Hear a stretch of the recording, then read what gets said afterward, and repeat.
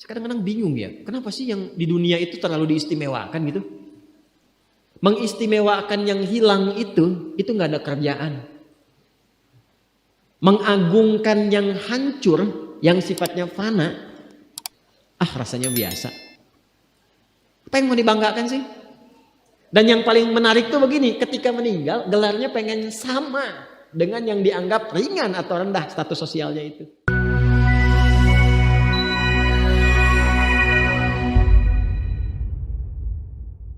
Jadi beliau ini Abbas sesibuk-sibuknya itu masih berpikir investasi. Saya boleh sibuk nggak dapat semua hadis Nabi, tapi anak saya mesti mendapatkan yang luput dari saya.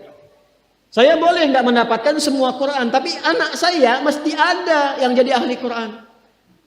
Cara berpikirnya siapa yang akan menjadi kebanggaan di akhirat nanti? Di dunia itu semu dunia itu. Jadi sementara aja, nggak pasti sifatnya. Perbedaan status sosial itu hanya istilah-istilah yang disematkan manusia saja. Ini kaya, ini miskin, ya kan? Yang ini punya jabatan, yang ini biasa-biasa. Itu istilah manusia. Toh pada akhirnya semua kembali ke tempat yang serupa. Dan menariknya begini, yang kaya, yang punya jabatan, tetap di akhir hidupnya pengen punya gelar yang sama dengan yang miskin. Atau dengan yang disebut miskin. Maaf kalau ada orang disebut miskin meninggal, di papan nisannya ditulis apa? Di papan nisannya ditulis apa? Almarhum. Yang kaya juga kan pengen sama disebut almarhum. Iya kan? Tuh. Jadi nggak ada bedanya setelah berpulang itu. Perbedaan itu hanya di amal saja. Itu poinnya. Maka kalau ada yang mengharapkan orang tua, cita-cita membanggakan anak di dunia, boleh-boleh saja, tapi patut diingat itu sementara. Anda silahkan sekarang sekolahkan setinggi-tingginya. S1, S2, S3, S4, kerupuk 3, silahkan. Mau dalam negeri, luar negeri, mau di Nagreg, mau di California, mau di Chicago, di Chicago, di Singaparna, Singapura, silahkan. Itu pilihan. Tapi saya cuma mau katakan begini, itu sementara. Dan persaingannya tidak istimewa. Karena jangan pun Anda yang beriman, yang belum beriman pun bisa melakukan itu. Apa yang dikira yang hebat matematika itu anak Anda saja. Anak orang lain pun bisa. Halo? Apa Anda kira yang jago fisika itu anak Anda saja yang beriman? Yang belum beriman pun bisa. Ya. Jadi perlombaannya itu rata semua. Dan gak ada yang istimewa. Kadang-kadang bingung ya, kenapa sih yang di dunia itu terlalu diistimewakan gitu? Mengistimewakan yang hilang itu nggak ada kerjaan. Mengagungkan yang hancur, yang sifatnya fana, rasanya biasa. Apa yang mau dibanggakan sih? Dan yang paling menarik tuh begini, ketika meninggal gelarnya pengen sama dengan yang dianggap ringan atau rendah status sosialnya itu. Tadi kalau orang miskin meninggal gelarnya apa? Ternyata yang kaya pun pengen sama almarhum juga. Kalau rakyat yang meninggal di papan nisannya ditulis apa? Almarhum. Ternyata pejabat juga pengen begitu, sama juga. Saya belum pernah dengar nanti kalau saya meninggal tulis gelarnya almaun ya. Gak ada. Tetap almarhum juga. Jelas ya? Nah, maka yang dipikirkan tuh perlombaan yang sejati itu begini.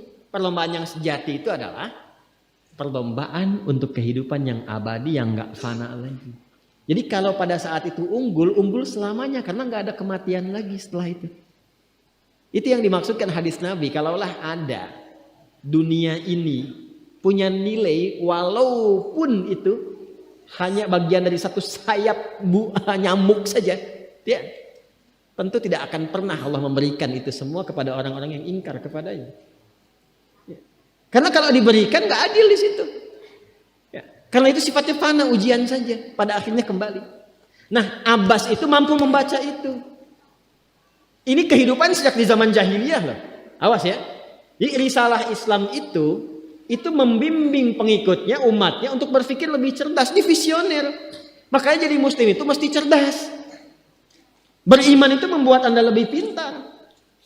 Saya tanya begini ya, maaf ya. Sekali lagi mohon maafkan saya kalau perumpamaan ini kurang menyenangkan. Kalau ada yang abadi dengan yang sementara, Anda pilih yang mana? Masa?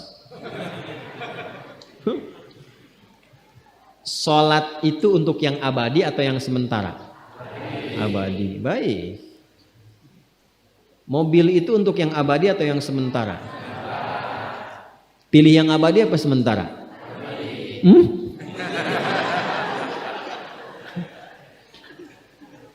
Di Kiai itu ada mobil Innova tuh. Siapa yang besok memilih tidak sholat subuh? Pilihannya pilih Innova atau pilih sholat subuh? Yakin?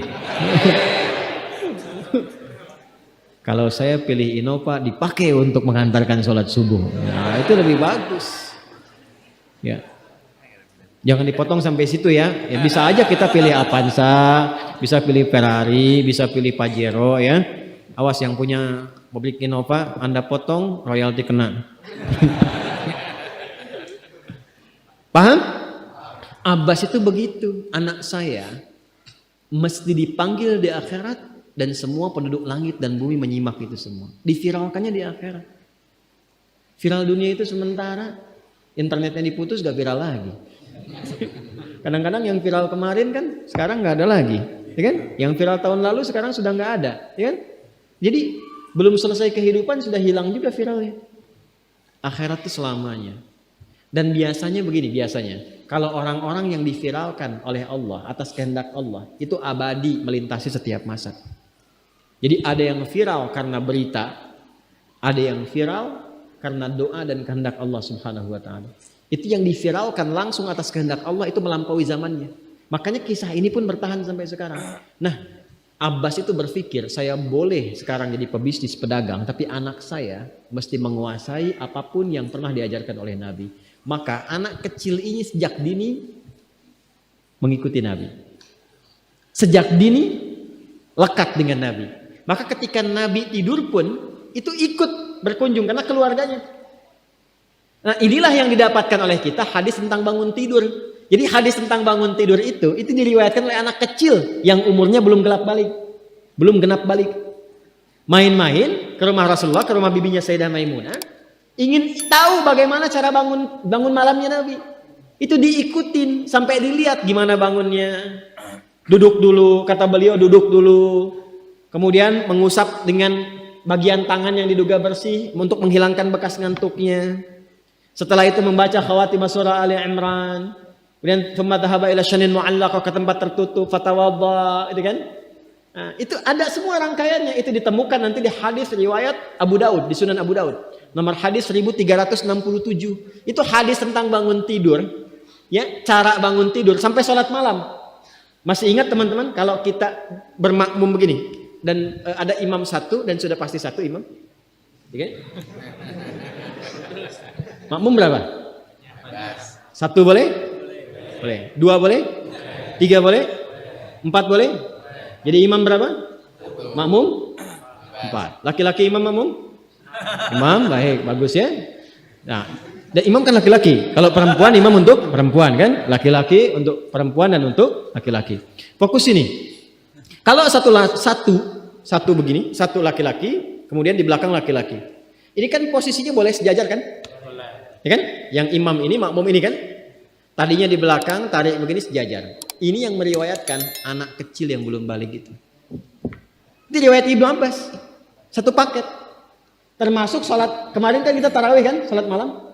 Yang dua rakaat itu kan? Ya, sholat malam yang sampai 11 itu, tambah khafifatain 2. Itu riwayatnya ini. Yang sholat tahajud malam yang 11 rakaat, tambah khafifatain 2. Ini riwayatnya ini. Tutup dengan witir 1 rakaat. Itu anak kecil yang meriwayatkan. Dan tahukah Anda, sepeninggal Nabi SAW, Abbas bapaknya ini hafal 200 hadis, anaknya Abdullah hafal 2000 hadis. Begitu caranya. Anda di sini ada yang diplomat, yang di kantor, yang taruhlah berdagang misalnya, ibu rumah tangga, ya, dan sebagainya. Boleh, nggak apa-apa. Saat ini kita mungkin belum maksimal. Tapi jangan biarkan ada satu di antara anak keluarga kita yang tidak jadi kebanggaan di akhirat. Tolong ya. Tolong pulang dari sini dilihat. Anak Allah titipkan kepada saya berapa anak. Tolong siapkan jadi kebanggaan akhirat. Satu aja jadi ahli Quran. Untuk pelita di rumah tuh. penghilang kesedihan, penghilang kegelisahan, mendatangkan semangat. Itu demi Allah saya katakan, gak ada yang paling indah kecuali saat ayah pulang ke rumah. Tiba kemudian dia melihat anaknya yang kecil sedang murajaah. Amma yatasaalun. Bahkan surat yang bapaknya sendiri belum hafal. Jangankan pulang ke rumah, Anda sedang mau rapat, dikirimi video anak Anda 3 tahun membaca surah Al-Ikhlas. Itu hati tenang. Itulah Quran. Itulah Quran. Maka belajar dari Ibnu Abbas ini, apa yang terjadi ketika orang tua mampu memfasilitasi anaknya demikian, sekalipun orang tuanya tidak mencapai apa yang diraih oleh anak, tapi orang tua mewarisi setiap pahala yang dihasilkan dari anak itu. Karena itulah setiap hadis yang diriwayatkan oleh Abdullah kecil ini, Ibnu Abbas, maka semua doa tersambung bukan hanya untuk beliau, tapi juga untuk keluarganya, untuk orang tuanya. Karena itu kalimatnya bukan radhiyallahu ta'ala anhu, tapi anhuma, untuk Abdullah dan bapaknya.